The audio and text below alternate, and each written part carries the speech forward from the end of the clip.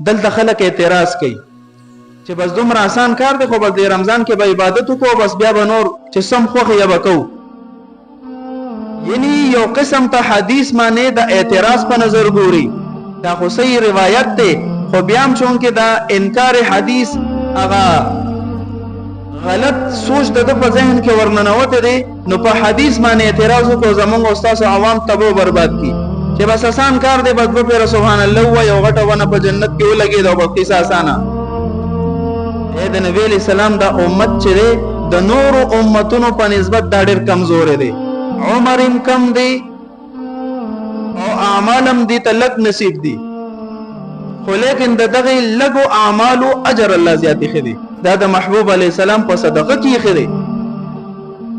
یو سړی اعتراض وکړو، یاره یو حدیث دی زما سمجھ کې ناراضي. نبی علیہ السلام فرمایي من تمسک بسنتی عند فساد امتی فله اجر 100 شهید. نبی علیہ السلام فرمایي چې د فساد په دور کې زما په یو سنت باندې عمل وکړو دته الله د 100 شهیدانو د اجر برابر اجر ورکړي.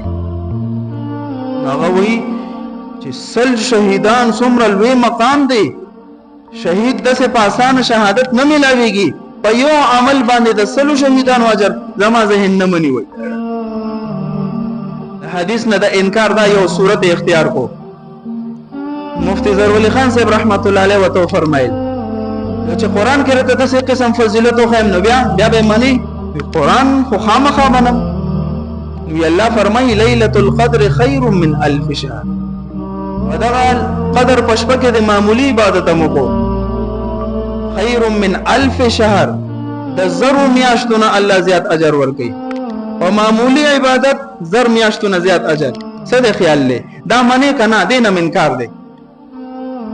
الته پسلو شهیدانو د اجر اعتراض دی کو، دلته زر میاشته ذکر شو قران کې، نو بل جواب ورسره نو. پیدا د نبی علیہ الصلوۃ والسلام فرمان دی ثابت دی، مشکات شریف کې شته، بخاری مسلم ترمذی کې شته، صحیح سند سره ثابت دی. زمون په ایمان دی، زمون دومره ایمان دی د الله په فضل د ازمکه او اسمان به یو ورځ ختم شي. د نبی علیہ السلام یو خبره کې د دروغ او شک گنجائش نشته.